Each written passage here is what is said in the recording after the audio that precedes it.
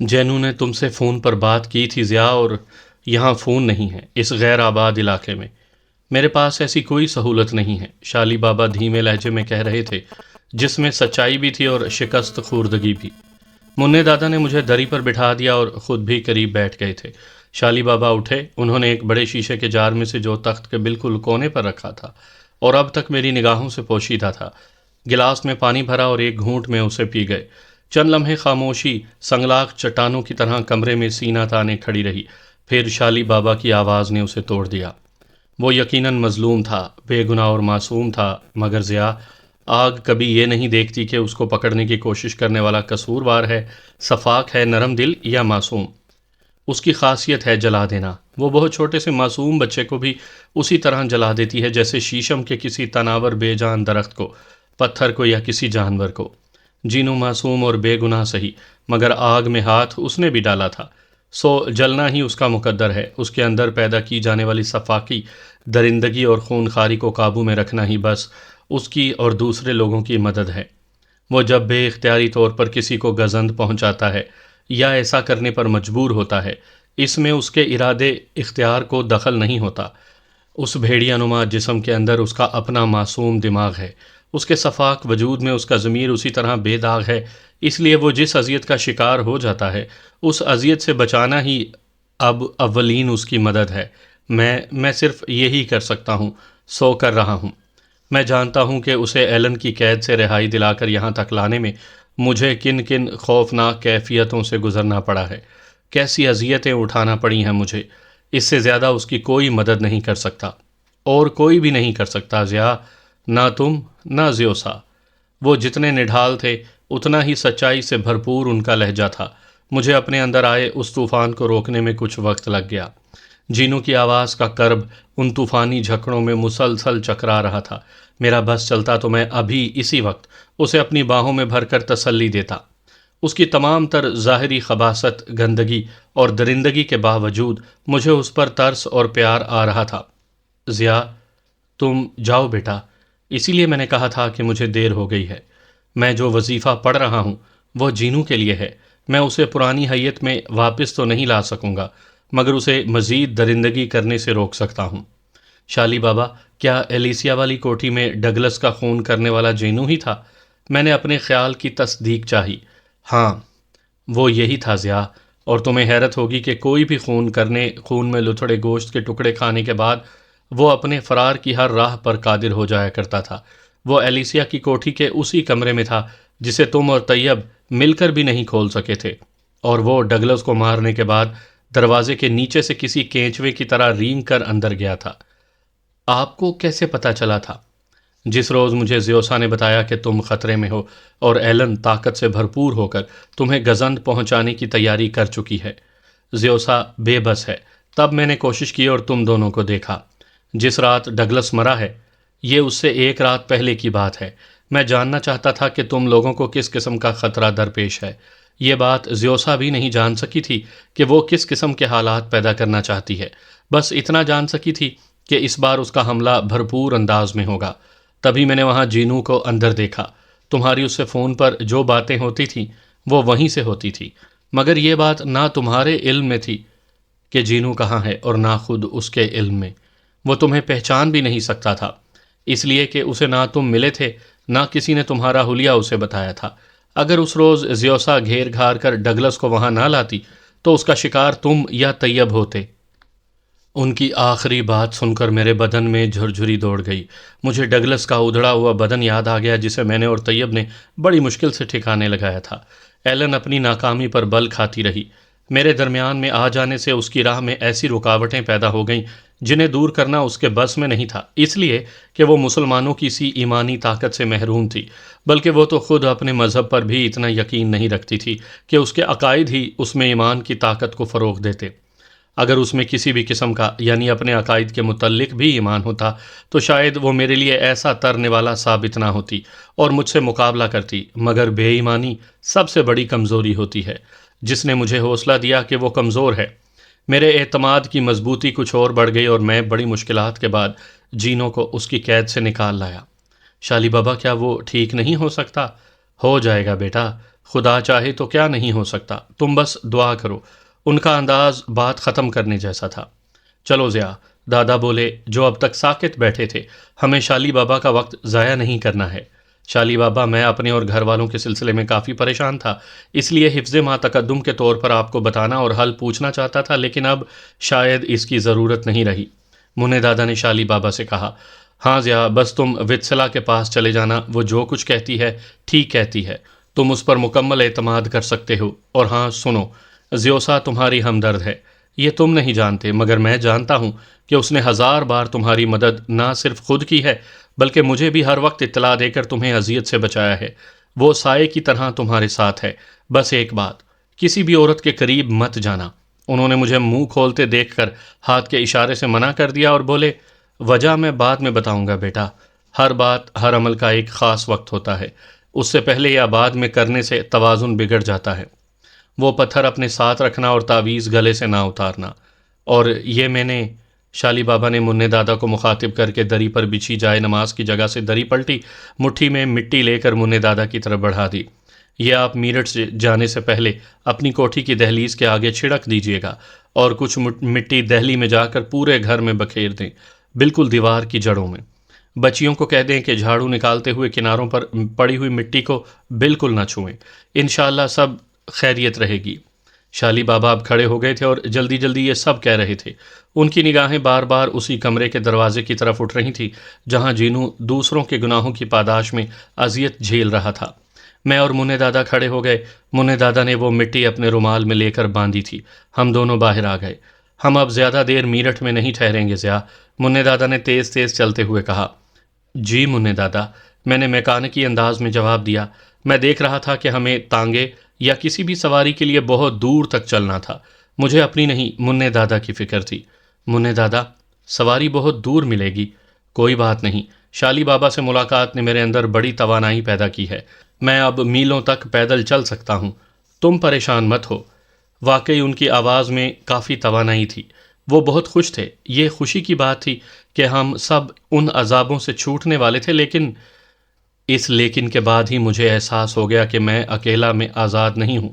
منع دادا بھی کہہ چکے تھے کہ انہیں کچھ فیصلے ایسے کرنے ہیں جو میری مایوسی کا سبب بن سکتے ہیں، اور شالی بابا نے مجھ پر ایک پابندی عائد کر دی تھی کہ میں فی الحال عورت سے دور رہوں۔ میں عورتوں سے کبھی بھی قریب نہیں رہا تھا۔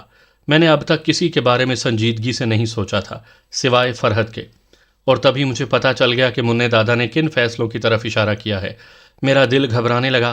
میں منع دادا سے وضاحت چاہتا تھا مگر دھوپ میں اتنا طویل سفر پیدل طے کرتے ہوئے پسینے میں شرابور منع دادا سے وضاحت طلب کرنے کا یہ موقع تھا نہ وقت۔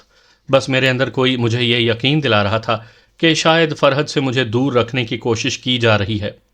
گو میں اس کے قریب اس کے بارے میں صرف سوچ ہی رکھتا تھا، اب تک تو اسے چھونے کا بھی اتفاق نہیں ہوا تھا۔ نادانستگی میں بھی میرا ایسا کوئی ارادہ نہیں تھا، مگر اسے اپنا لینے کا میں نے نہ صرف خود سے بلکہ بی جان سے بھی عہد کیا تھا۔ میں یہی سب کچھ سوچتا ہوا منع دادا کے ساتھ چل رہا تھا۔ منع دادا پتہ نہیں کیا سوچ رہے تھے مگر اندرونی خوشی سے ان کے چہرے پر توانائی پھیلی ہوئی تھی۔ اب ہم ایک ایسی سڑک پر آ چکے تھے جو میرٹھ شہر کو سیدھی جاتی تھی، اور یہاں سواری ملنے کا امکان بھی تھا۔ ہم اس سڑک پر جا کر اسی سمت چلنے لگے جس سمت چل کر میرٹھ پہنچ سکتے تھے۔ یہاں سے میرٹھ پیدل سفر کرنا منع دادا کے لیے آسان نہیں تھا۔ ہم میرٹھ سے کئی میل دور تھے مگر دھوپ میں کھڑے ہونے سے چلنا کیونکہ بہتر تھا اس لیے چل رہے تھے۔ اس سڑک پر کچھ دور چلنے کے بعد ہی ہمیں وہ بس مل گئی جو دوسرے علاقوں سے مسافروں کو میرٹھ لے جاتی تھی۔ گو اس میں بیٹھنے کی جگہ نہیں تھی مگر ہم میرٹھ پیدل جانے سے بچ گئے۔ میرٹھ پہنچتے ہی منع دادا نے تانگا کر لیا۔ ہم پہلے سیدھے بیگ صاحب کے گھر پہنچے۔ وہ ہمیں دوبارہ دیکھ کر پریشان ہو گئے تھے مگر جب منع دادا نے شالی بابا سے ملاقات کا بتایا تو وہ خوش ہو گئے، وہ بھی ہمارے ساتھ ہو گئے۔ ہم اپنی کوٹھی کے دروازے پر پہنچے۔ منع دادا نے نہ صرف چوکھٹ کے کناروں میں بلکہ جہاں تک ہو سکا وہاں تک بیرونی دیوار کی جڑوں میں بھی وہ مٹی بکھیر دی، آدھی بچا کر بڑی احتیاط سے رومال میں باندھ کر جیب میں رکھ لی۔ پھر بیگ صاحب کو ہدایت کر کے کہ اب ذرا مبشر والے معاملے پر دھیان رکھیں، بات ختم ہوئی کہ نہیں، اور جیسے بھی ہو وہاں خط لکھ دیں۔ ہم بی جان کے گھر کی طرف چل پڑے۔ بی جان کھانے میں دیر پر پہنچنے پر ناراض تھیں، حالانکہ ہم ڈٹ کر ناشتہ کر کے نکلے تھے اور ابھی تو بھوک بھی نہیں تھی، مگر انہوں نے کافی اہتمام کیا ہوا تھا، شاید اسی لیے پریشان تھی۔ ہم دونوں نہا دھو کر بیٹھے تو فرحت کھانا نکال لائی۔ اب وہ میرے بالکل سامنے بیٹھی تھی۔ مجھے اچانک شالی بابا کی بات یاد آ گئی۔ شاید یہ نفسیاتی اثر ہوتا ہے کہ آدمی کو جس چیز سے روکا جائے وہ اس کی طلب میں شدت پیدا کر لیتا ہے۔ اسی شدت نے انجانے جذبے کا روپ دھار کر میرے وجود میں ایسی انگڑائی لی کہ فرحت کو چھو لینے کی خواہش بے طرح مچل اٹھی۔ بجائے اس کے کہ میں محتاط ہو جاتا، میرا جی چاہا کہ چاندنی رات کی ٹھنڈی میٹھی اور پر اسرار روشنی میں فرحت کے وجود کی خوشبو کو گھول کر اپنے سینے میں بھر لوں۔ عین اسی لمحے فرحت نے گھبرا کر مجھے دیکھا۔ اس کی آنکھوں میں لذت آمیز خوف تھا۔ میں اسے ہی دیکھ رہا تھا۔ اس کی گھبراہٹ پر مجھے ہنسی آ گئی، جسے میں نے بڑی مشکل سے دبایا۔ وہ جلدی سے بی جان، منع دادا اور خالہ بی کو دیکھ کر سر جھکا کر بیٹھ گئی۔ پھر بھی چین نہ آیا تو کھڑی ہو گئی۔ کیا ہوا؟ بی جان نے پوچھا۔ وہ پانی بھول گئی، لاتی ہوں۔ وہ چلی گئی۔ اس کی پشت پر سیاہ بالوں کی چوٹی کسی زہریلے ناگ کی طرح لہرا رہی تھی۔ جی چاہا اس کا سارا زہر اپنے لبوں سے چوس لوں۔ سرور کی کیفیت نے مجھے پور پور جکڑ لیا۔ سینے میں تلاتم سا اٹھتا ہوا محسوس ہوا، ہاتھ لرز کر رہ گئے اور لگا جیسے میرے ارد گرد کی ہر چیز نشے میں ہے۔ میں نے ایسی کیفیت اپنے اندر محسوس نہیں کی تھی، حالانکہ مونیکا کو دیکھ کر اور ایلیسیا کی کوٹھ میں اس حسین لڑکی کو دیکھ کر بھی کچھ ایسی ہی کیفیت سے دوچار ہوا تھا، مگر اس کیفیت نے میرے بدن پر نہیں صرف دماغ پر حملہ کیا تھا۔ مگر آج تو میں سرور سے بے حال ہو گیا۔ شاید یہی وہ خوفناک نفسیاتی حملہ تھا جو اس پابندی کا رد عمل تھا۔ اگر منع دادا، بی جان اور خالہ بی نہ ہوتی تو… یہ جملہ تھا جو جانے کیوں میرے دماغ میں آیا اور میں ایک دم خوفزدہ ہو کر چونکا۔ میں نے سب کو دیکھا، سب کھانے میں مصروف تھے۔ فرحت ابھی تک پانی لے کر نہیں آئی تھی۔ بی جان میرے بے حس و حرکت ہو جانے پر کچھ چونکی۔ کیا بات ہے ضیاء، کھانا کیوں نہیں کھا رہے؟ جی نہیں، جی ہاں کھا رہا ہوں، میں گڑبڑا گیا۔ آ جائے گی، وہ باولی ہے، کسی اور کام میں لگ گئی ہوگی، تم شروع تو کرو۔ یہ کہہ کر انہوں نے فرحت کو آواز دی۔ میں کھانے کی طرف متوجہ ہو گیا، مگر میرے کان باہر کی کسی آہٹ پر لگے رہے۔ پتہ نہیں وہ کب آئی، ایسے دبے پاؤں کے احساس ہی نہیں ہوا۔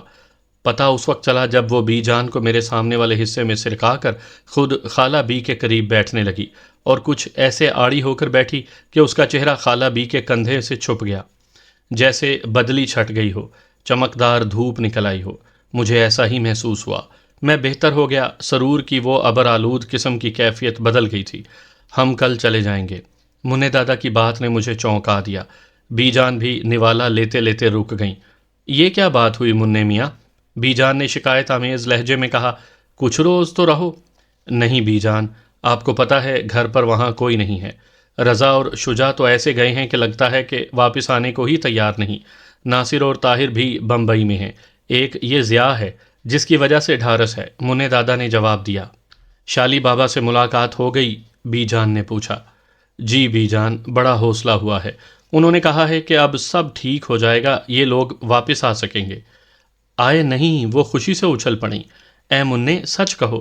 پوچھ لیں ضیاء سے، منع دادا مسکرائے۔ میں فرحت کے چہرے پر پھیلتی گلابیاں دیکھ رہا تھا۔ اپنا نام سن کر چونک اٹھا۔ فرحت جو روٹی کو لینے کو آگے سرکی تھی، فوراً خالہ بی کے پیچھے ہو گئی۔ ہیں ضیاء، یہ منع میاں کیا کہہ رہے ہیں؟ ہاں بی جان، اور لگتا بھی ہے کہ ٹھیک کہہ رہی ہیں۔ اب یہ اماں پر منحصر ہے، ان کا تو دل وہاں بہت زیادہ لگ گیا ہے۔ باولی ہے وہ تو، اور عورت کا دل کیا، پانی کی طرح ہوتا ہے، جس برتن میں ڈالو اسی سانچے میں ڈھل جاتا ہے۔ اتنے برس ہو گئے گھر چھوڑے ہوئے، ہولایا تو ہوگا ہی دل پر۔ کیا کرتی، دیکھ لینا، سنتے ہی پوٹلیاں باندھ لے گی۔ اے ہاں، عصمت کا بھی بر جڑا یا نہیں؟ بی جان کو تو جیسے بھوک ہی اڑ گئی تھی، وہ ہاتھ جھاڑ کر پیچھے سرک گئیں۔ ہاں بات تو چلی تھی، میرا خیال ہے کہ ابھی کچھ طے نہیں ہوا، ہوتا تو اطلاع ہوتی۔ منع دادا نے پانی کا گلاس اٹھاتے ہوئے کہا۔ جاتے ہی مجھے اطلاع کرو کہ کب آ رہے ہو۔ مگر وہ گھر تو… اچانک بی جان کچھ کہتے کہتے رک گئیں۔ انہوں نے کنکھیوں سے خالہ بی اور فرحت کو دیکھا۔ میں سمجھ گیا کہ وہ مبشر کی وجہ سے پریشان ہو گئی ہیں۔ جہاں اتنی بات سن رکھی تھی وہاں یہ بھی سنا ہوگا کہ شالی بابا نے اس کی بھٹکتی روح کو ہمارے گھر میں قید کیا ہوا ہے۔ نہیں بی جان، شالی بابا نے انتظام کر دیا ہے ایسا کہ اب کوئی مسئلہ نہیں ہوگا۔ منع دادا نے گول مول جواب دے کر انہیں مطمئن کر دیا۔ بی جان نے تصدیق کرنے کو میری طرف دیکھا۔ میں نے بھی اس بات میں سر ہلا دیا۔ وہ اتنی خوش ہوئیں کہ بیان نہیں کر سکتا۔ وہ خوش نہ ہوتی تو کون ہوتا؟ اماں بیٹی تھیں، ان کی وہ بھی اکلوتی تحسین خالہ کے دکھ نے بھی اب اماں سے محبت کا روپ دھار لیا تھا۔ وہ اماں اور ہم لوگوں کے لیے کتنی پریشان رہتی ہوں گی اس کا اندازہ تھا مجھے۔ پھر خالہ بی کی وجہ سے وہ دہلی بھی نہیں رہ سکی تھی، کچھ منّے دادا اور منی دادی کی وجہ سے بھی وزاداری نبھانا پڑتی تھی، ورنہ بیٹی کے لیے تڑپ تھی ان کے اندر۔ وہ تو جی جان سے چاہتی ہوں گی کہ وہ لوٹ آئیں۔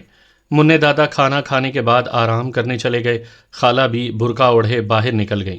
میں، بی جان اور فرحت اونچی چھت والے اس ٹھنڈے کمرے میں آ گئے جہاں بچپن میں فرحت اور بی جان سویا کرتے تھے۔ منّے دادا باہر بنی بیٹھک میں جا لیٹے۔ بیرونی دیوار کے ساتھ بنا ہوا وہ کمرہ جس میں بی جان کاٹ کباڑ ڈالا کرتی تھی اور جس کے بارے میں سنا تھا کہ وہ آسیب زدہ ہے، آج بھی بند تھا۔ ہم کمرے میں جا کر لیٹ گئے۔ بی جان ہاتھ کا پنکھا جھلا جھلا کر سب کے بارے میں پوچھ رہی تھی اور میں مسحری کے کونے پر سکڑی سمٹی گلابی گلابی سی فرحت کو دیکھ دیکھ کر مسرور ہو رہا تھا۔ میرا جی چاہا کہ بی جان چپ ہو جائیں، بلکہ کمرے سے ہی چلی جائیں۔ میں صرف فرحت کو دیکھتا رہا۔ آج میں اس طرح اسے پہلی بار دیکھ رہا تھا۔ اس کے دمکتے ہوئے رخساروں میں گھلا ہوا ہلکا گلابی رنگ، ان پر بار بار پھسل آنے والی سیاہ لمبی لٹ مجھے لوٹے لے رہی تھی۔ اس کی آنکھوں میں بلا کی کشش تھی۔ خوبصورت جسم، گورے گورے نرم نرم پاؤں، مخروطی انگلیوں کے درمیان براؤن گڑھے گلابی ناخن، لرزتے ہوئے ہونٹوں کے ایک کنارے پر سیاہ تل میرے اندر جھکڑ سے چلنے لگے۔ فرحت میری حالت سے بے پرواہ بی جان کے ہاتھ سے پنکھا لے کر انہیں جھل رہی تھی۔ اے فری بیٹا، میرے سر میں مہندی ہی لگا دے، ٹھنڈک پڑ جائے گی۔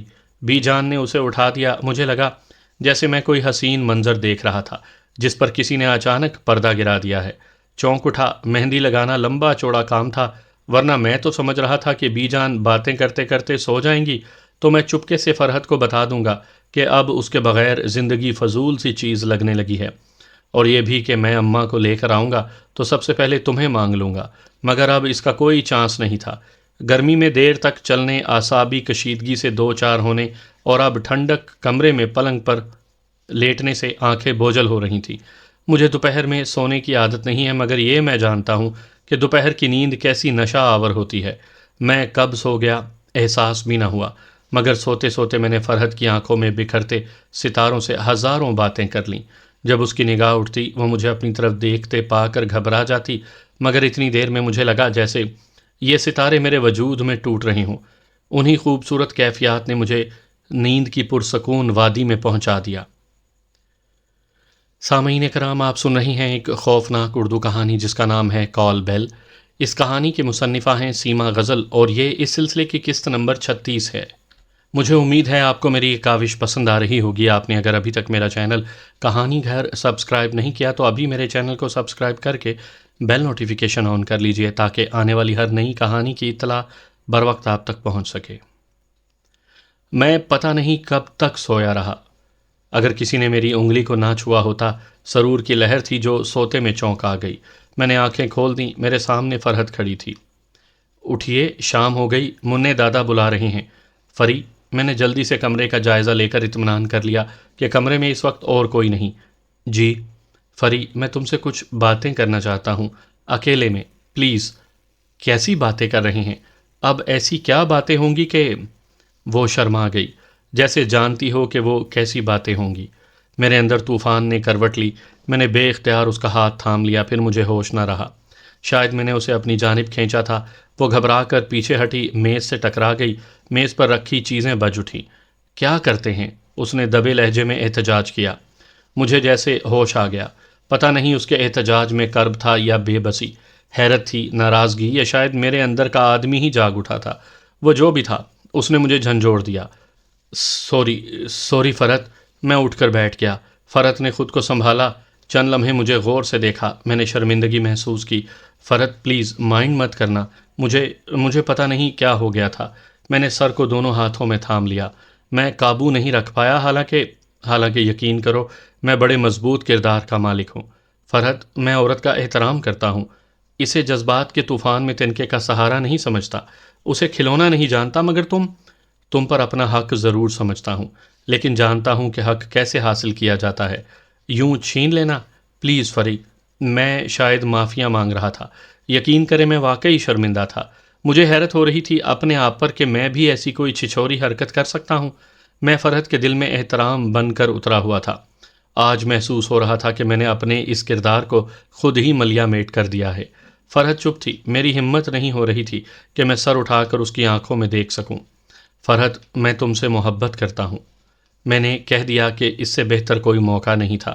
اس طرح میں اپنے کردار کی صفائی بھی پیش کر سکتا تھا۔ وہ میری اسی جذباتی غلطی کو بھی معاف کر سکتی تھی۔ کتنی دیر کر دی یہ کہنے میں اچھل پڑا۔ فرحت کی آواز بھرائی ہوئی ضرور تھی، مگر اس میں پیار ہی پیار تھا۔ ایسی کشش تھی، ایسا سرور تھا کہ میں نے جھٹکے سے سر اٹھایا۔ اس کے چہرے پر شرم کے ساتھ ہی جذبات کی تمتماہٹ تھی۔ میری ساری شرمندگی، سارا افسوس، ساری مایوسی لمحے بھر میں ختم ہو گئی۔ فری، تم نے مجھے معاف کر دیا؟ اچھا اب چلیں، بی جان اور منع دادا کیا سوچیں گے؟ اس کے لہجے میں مٹھاس تھی۔ میں نے اسے غور سے دیکھا۔ ویسے فری، میں نے جو کچھ کیا اس میں میرا قصور کم ہی تھا۔ تمہیں دیکھ کر قابو پانا بڑا مشکل ہے۔ اچھا چلیں، وہ پلٹی۔ میں نے اس کے دوپٹے کا پلو پکڑ لیا۔ سنو فری، ہم کل چلے جائیں گے۔ آج میں کچھ وقت تمہارے ساتھ اکیلا گزارنا چاہتا ہوں۔ یہی سب کچھ کرنے کے لیے؟ نہیں نہیں، میں نے جلدی سے کہا، وعدہ، صرف باتیں۔ تمہیں چھو کر میں فنا نہیں ہونا چاہتا۔ تھوڑا سا انتظار کر لوں گا، میں نے شرارت سے کہا۔ وہ ہنسی۔ اچھا بس اب چلیں۔ پہلے بتاؤ نا، میں نے ضد کی۔ رات ہے، ٹھیک ہے، آنے تو دیں رات۔ بی جان اور منع دادا منی بوبو کے پاس جانے کو کہہ رہے ہیں۔ آپ مت جائیے گا، اس نے شرماتے شرماتے کہا۔ اور وہ تمہاری خالہ بھی؟ ارے بھائی، آپ مجھے پٹوا دیں گے، مت آئیں باہر، مجھے جانے دیں۔ وہ لپک کر باہر نکل گئی۔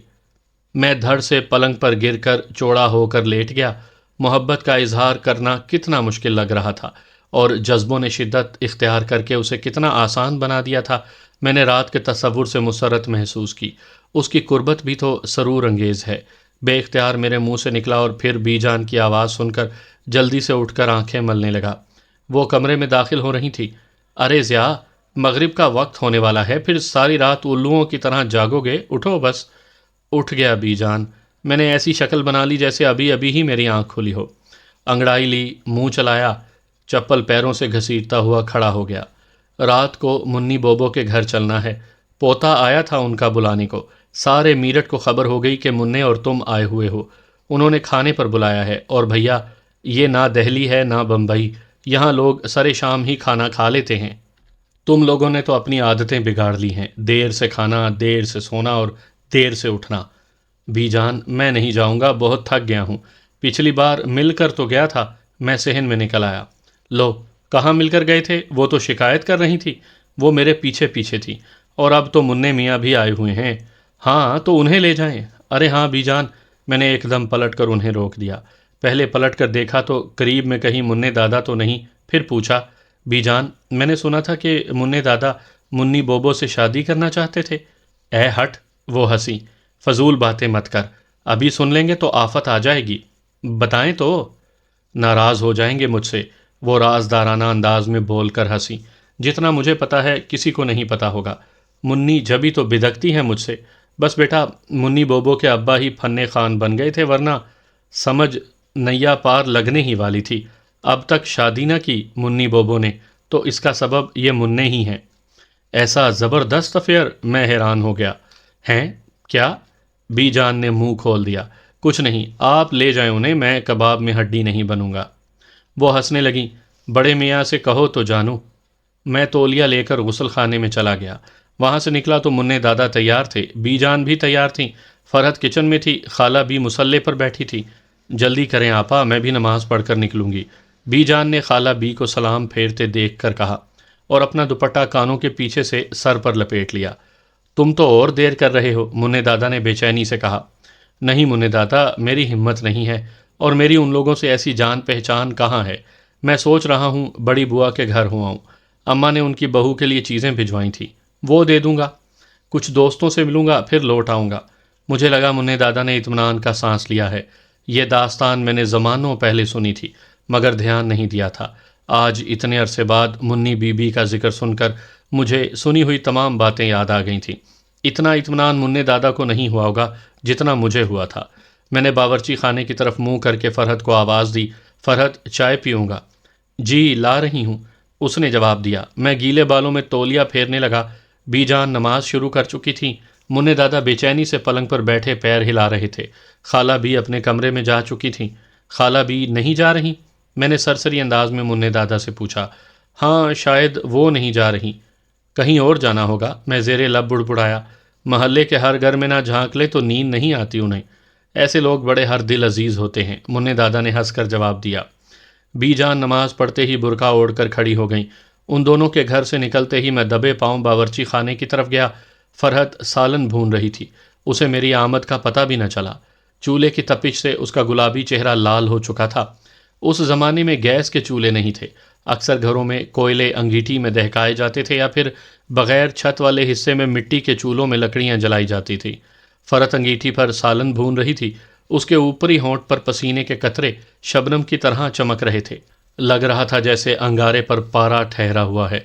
वो किसी काम से पलटी तो मुझे देख कर डर गई। उई अल्लाह, उसने अपना हाथ बेख्तियार सीने पर रख लिया। मैं हंस पड़ा। बहुत डरपोक हो तुम। आपसे तो डर लगने लगा है, उसने खसिया कर कहा।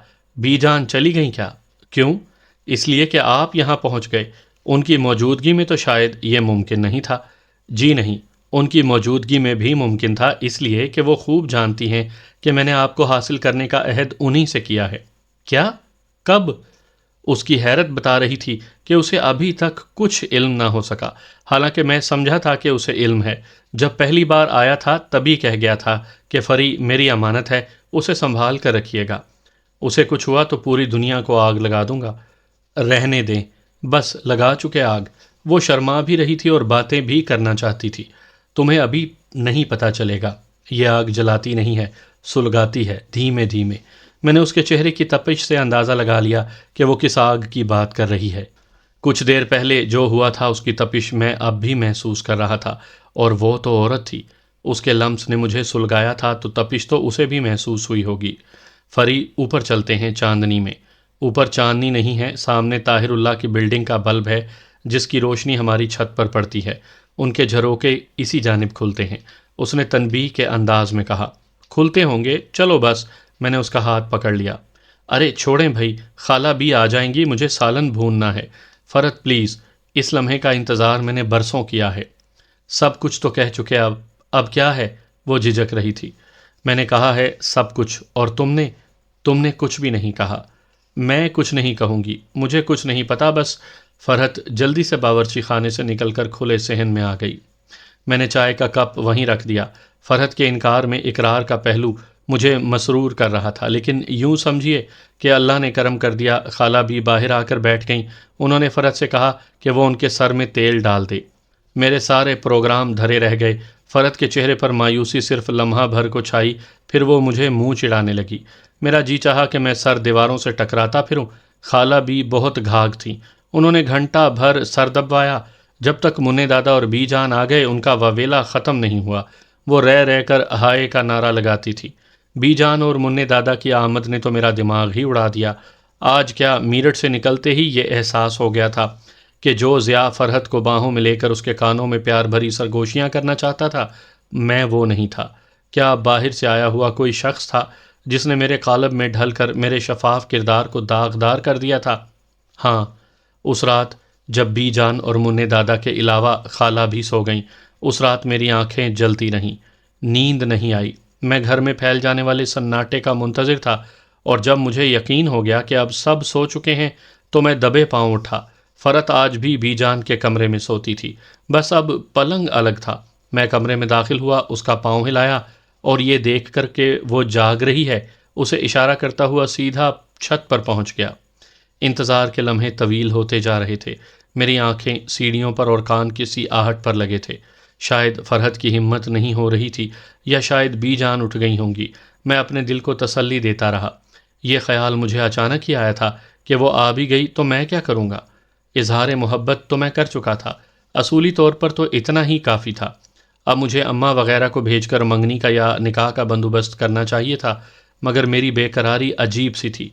मैं जो तैयब के अंदाज को छिछोरपन या लोंडियारपन कहा करता था, खुद हद से गुजर रहा था। फरहत की आमद के ख्याल ही से बदन में च्यूंटियाँ रेंगने लगी थीं। आज चाँद नहीं निकला था। वो रोशनी जिसे मैं चाँद की रोशनी समझ रहा था, वाकई सामने वाली बिल्डिंग की पेशानी पर लगे बल्ब की थी। वो बुझा तो उस छत पर भी तारीकी छा गई। اس اندھیرے کے ساتھ ہی میرے اندر کی بے چینی اور بڑھ گئی۔ کافی وقت گزر چکا تھا، فرحت نہیں آئی تھی۔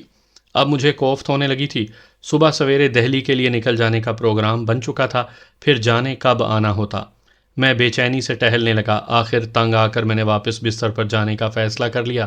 ابھی میں نے قدم سیڑھیوں کی طرف بڑھایا ہی تھا کہ مجھے اپنی پشت پر آہٹ محسوس ہوئی۔ میں پلٹا تو اس نسوانی ہیولے کو دیکھ کر ٹھٹک گیا جو دبے پاؤں میری طرف بڑھ رہا تھا۔ میں خوشی سے دیوانہ وار اس کی طرف لپکا۔ فرحت اتنی دیر کر دی؟ میں نے بے اختیار اس کا ہاتھ تھام لیا۔ وہ یوں بولی جیسے ہنسی دبا رہی ہو، میری بے قراری کا لطف لے رہی تھیں۔ میں نے محسوس کیا کہ اس کے ہاتھ سرد ہیں، بہت سرد۔